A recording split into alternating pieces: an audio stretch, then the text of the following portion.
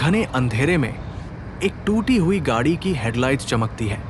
ये जंगल कितना डरावना है यार, राहुल ने गाड़ी की स्टीयरिंग को जोर से पकड़ते हुए कहा। उसकी आवाज में कंपी थी। सीट के पीछे बैठी प्रिया ने अपनी टॉर्च जलाई और खिड़की से बाहर झांका। पेड़ों की टेढ़ी मेढ़ी शाखाएं जैसे राक्षसों के हाथ हवा में लहरा रही थी। तुमने कहा था यहां कोई शॉर्टकट है? विक्की, जो गाड़ी के पिछले सीट पर बैठा था, चिल्लाया। ये जंगल तो किसी भूतिया फिल्म से निकला लग रहा है। राहुल ने गाड़ी रोक दी।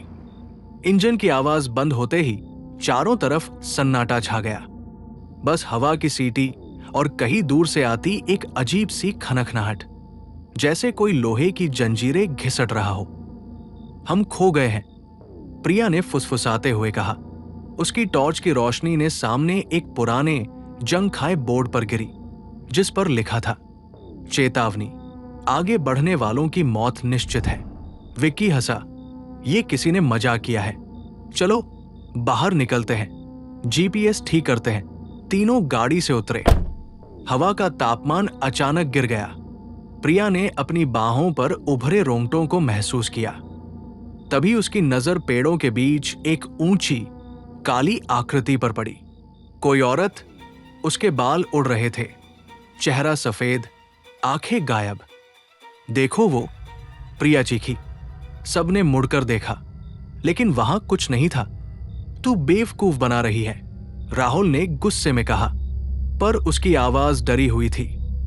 तभी गाड़ी के बूट से एक जोरदार धमाका हुआ। सब चौंके। विक्की ने बूट खोला और सांस रुक गई। अंदर एक कटा हुआ कौवा पड़ा था। उसका खून अभी भी टपक रहा था। उसकी चोंच में एक काला फीता बंधा था, जिस पर लिखा था, मेरे जंगल में स्वागत है, यहां से भागो। राहुल चिल्लाया, लेकिन गाड़ी स्टार्ट नहीं हुई। इंजन बार बार घुरघुराया और चुप हो गया। तभी पेड़ों के पीछे से वही खनखनाहट तेज हो गई और एक लंबी काली छाया धीरे धीरे उनकी तरफ बढ़ने लगी। उसके हाथ में एक मटमैला चाकू चमक रहा था। प्रिया ने पीछे मुड़कर देखा और चीखने लगी, वो रही, वो रही। वो औरत अब सिर्फ 10 कदम दूर थी। उसके गले में इंसानों के बालों की माला थी और उसकी आंखों की जगह सिर्फ गहरे काले गड्ढे थे, जिनमें से कीड़े रेंग रहे थे। तीनों भागे। पैरों के नीचे पत्तियां चरमराई। पीछे से वो खनखनाहट और हंसी, एक बूढ़ी टूटी हुई हंसी जो उनके कानों में सुइयां घूम रही थी। ये लो, यहां छिपो। विक्की ने एक गुफा की ओर इशारा किया। अंदर अंधेरा था। बाहर से वो हंसी करीब आती गई। तभी प्रिया ने टॉर्च चलाई और चीख कर पीछे गिर पड़ी। गुफा की दीवारों पर सैकड़ों नरकंकाल लटक रहे थे। उनकी खोपड़ियों में मोमबत्तियां जल रही थी और बीच में एक पत्थर की चट्टान पर ताजा खून से लिखा था, तुम मेरे हो। तभी गुफा के प्रवेश द्वार पर वो काली आकृति खड़ी हो गई। उसने अपना चाकू उठाया। गुफा के अंदर टॉर्च की कंपाती रोशनी में वो काली आकृति धीरे धीरे अंदर घुस रही है। भागो, यहां से भागो। विक्की की चीख गुफा की दीवारों से टकराकर गूंजी, लेकिन उनके पैर जमे हुए थे। डर से सुन, काली चुड़ैल ने अपना चाकू हवा में लहराया। उसके गले की माला से लटके इंसानी बाल खून से सने हुए थे। तुम सब मेरे हो। चुड़ैल ने एक भ्रष्ट दोहरी आवाज में कहा, जैसे उसके गले में कोई और फंसा हो। प्रिया ने एक पत्थर उठाया और चुड़ैल की तरफ फेंका। पत्थर उसके सीने से टकराया और सटाक की आवाज के साथ उसमें धंस गया, मानो वो मिट्टी की बनी हो। चुड़ैल ने सिर्फ हंसा और पत्थर को अपने शरीर से बाहर खींच लिया। खून नहीं, बल्कि काला कीचड़ बन निकला। चलो यहां से निकलते हैं। राहुल ने गुफा के पिछले हिस्से की ओर इशारा किया, जहां एक संकरा रास्ता दिख रहा था। तीनों उस ओर भागे।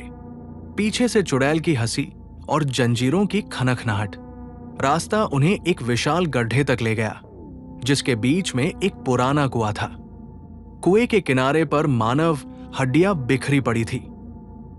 विक्की ने टॉर्च की रोशनी कुएं के अंदर डाली और उसकी सांसें तेज हो गई। ये क्या है? कुएं के पानी में सैकड़ों चेहरे तैर रहे थे, नीचे, ऊपर, हर तरफ। सभी की आंखें खुली थी। सभी चीख रहे थे, हमें बाहर निकालो, हमें बचाओ। प्रिया ने पलटकर देखा। चुड़ैल अब गड्ढे के किनारे खड़ी थी। उसके चाकू से काला द्रव टपक रहा था। तुम्हारी आत्माएं मेरी होगी, जैसे ये सब हुए थे। राहुल ने एक हड्डी उठाई और चुड़ैल पर वार किया। इस बार चुड़ैल ने चाकू से उसकी बाह पर वार कर दिया। राहुल की चीख से पूरा जंगल कांप उठा। उसकी बाह का मांस फट गया और हड्डी दिखने लगी। खून की बौछार से चुड़ैल का चेहरा लाल हो गया। वो जोर से हंसी और फिर उसने अपनी जीभ निकाली, लंबी, काली और कीड़ों से भरी। भाग यार, ये इंसान नहीं है, विक्की चिल्लाया। प्रिया और विक्की राहुल को खींचते हुए जंगल में भागे। पीछे से चुड़ैल की आवाज गूंजी, तुम भाग नहीं सकते, ये जंगल मेरा है। राहुल का खून रास्ते में छपछपा रहा था। अचानक जमीन हिली। उनके सामने पेड़ों की जड़ें उभर आई और उनमें से लाशें निकलने लगी। अधजली लाशें, जिनके चेहरे पर हमेशा के लिए जमी हुई चीखें थी। वे धीरे धीरे तीनों की तरफ बढ़ने लगी। ये क्या हो रहा है? प्रिया रोने लगी। वो चुड़ैल, वो सब मरवा कर यहां फंसाती है। विक्की ने हांफते हुए कहा, हमें वापस गाड़ी तक जाना होगा। लेकिन रास्ता बदल चुका था। पेड़ों ने उन्हें घेर लिया। हवा में गंध आई, गले सड़े मांस की। तभी राहुल गिर पड़ा। उसकी आंखें पलट गई। उसके घाव से कीड़े निकलने लगे। नहीं, नहीं, प्रिया चीखी। राहुल का शरीर एकदम सुन्न हो गया। फिर अचानक उसकी आंखें खुली, काली और चमकदार। उसने विक्की को जोर से पकड़ लिया। राहुल, ये क्या कर रहे हो? विक्की ने छुड़ाने की कोशिश की। वो अब मेरा है। चुड़ैल की आवाज राहुल के मुंह से निकली। उसने विक्की की गर्दन पर नाखून गड़ा दिए। खून फव्वारे की तरह फटा। विक्की का शरीर ऐंठा और जमीन पर गिर पड़ा। प्रिया ने पीछे हटकर एक पेड़ का सहारा लिया, लेकिन पेड़ की छाल में एक चेहरा उभर आया। चुपचाप मर जाओ, पेड़ ने फुसफुसाया। चुड़ैल अब सीधे प्रिया के सामने खड़ी थी। उसने अपना चाकू प्रिया की गर्दन पर रखा। तुम्हारी खोपड़ी मेरे संग्रह में शामिल होगी। तभी प्रिया को जमीन पर एक टूटा हुआ क्रॉस दिखा, शायद किसी पुराने पादरी का।